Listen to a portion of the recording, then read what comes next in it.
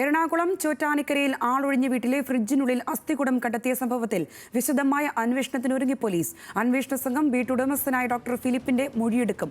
തലയോട്ടിയിലും അസ്ഥികൂട ഭാഗങ്ങളിലും മാർക്കുകൾ കണ്ടെത്തിയതിനാൽ ഇവ പഠനാവശ്യത്തിനായി ഉപയോഗിച്ചിരുന്നത് ആണോ എന്ന സംശയവും പോലീസിനുണ്ട്. കൂടുതൽ വിവരങ്ങളുമായി സംഭവ സ്ഥലത്തുനിന്നും ദേവൻ MP ചേരുന്നുണ്ട്. ദേവൻ, ഒറ്റനോട്ടത്തിൽ വിവിധ തരം അഭ്യൂഹങ്ങൾ പടർത്തുന്ന രീതിയിലുള്ളൊരു കണ്ടെത്തലായിരുന്നു ഇവിടുത്തെ ഈ അസ്ഥികൂടം കണ്ടെത്തിയത്. എന്തൊക്കെ നിഗമനത്തിലാണ് ഈ ഘട്ടത്തിൽ പോലീസ് എത്തിച്ചേർന്നിരിക്കുന്നത്? ഏത് രീതിയിലാണ് അന്വേഷണം പുരോഗമിക്കുന്നത്?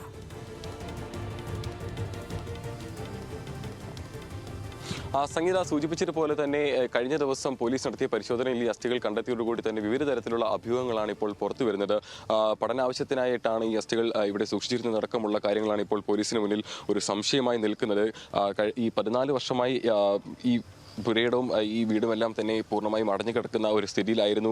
അങ്ങനെ ഇവിടെ ഈ സാമൂഹ്യ വിരുദ്ധരുടെ ശല്യം രൂക്ഷമാണെന്നുള്ള പഞ്ചായത്ത് അംഗം അടക്കമുള്ളവരുടെ പരാതിയെ തുടർന്നാണ് പോലീസ് ഇവിടെ ഒരു പരിശോധനയ്ക്കായി എത്തുന്നത്. എന്നാൽ അവിചാരിതമായാണ് വീട്ടിനുള്ളിലെ ഫ്രിഡ്ജിൽ നിന്നും ഈ തലയോട്ടിയും അസ്ഥിയുടെ ഭാഗങ്ങളും കണ്ടെത്തിയത്. ഫ്രിഡ്ജിനുള്ളിൽ നിന്നും ഈ 2 കവറുകളിലായി ഈ അസ്ഥികൾ കണ്ടെത്തുകയായിരുന്നു. ഒരു തലയോട്ടിയും മറ്റ് വാരിയലിൻ്റെ ഭാഗങ്ങളും അടക്കം ഒരു വലിയ കവറിനുള്ളിലും, ഒപ്പം തന്നെ മറ്റ് അസ്ഥിയുടെ ഭാഗങ്ങളെല്ലാം ഒരു ചെറിയ കവറിനുള്ളിലുമായാണ് കണ്ടെത്തിയത്.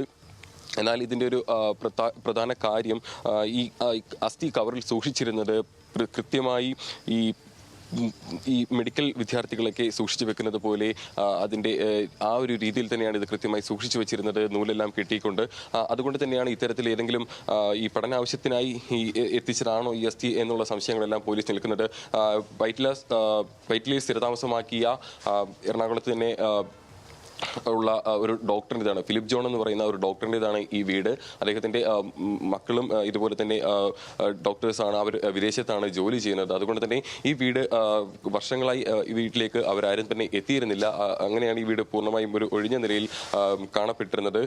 ഏതായാലും ഈ കഴിഞ്ഞ ദിവസം പോലീസ് നടത്തിയ പരിശോധനയിൽ സാമൂഹ്യ വിരുദ്ധരുടെ ശല്യം രൂക്ഷമാണെന്നുള്ള ആ ഒരു പരാതിയെ തുടർന്ന് പോലീസ് നടത്തിയ പരിശോധനയിൽ വീട്ടിനുള്ളിൽ നിന്നും ഈ അസ്ഥി കണ്ടെത്തിയതോടുകൂടി തന്നെ ഇപ്പോൾ നിരവധി ദുരൂഹതകളും സംശയങ്ങളുമാണ് ഇപ്പോൾ പോലീസിന് മുന്നിൽ ഇപ്പോൾ വരുന്നത്.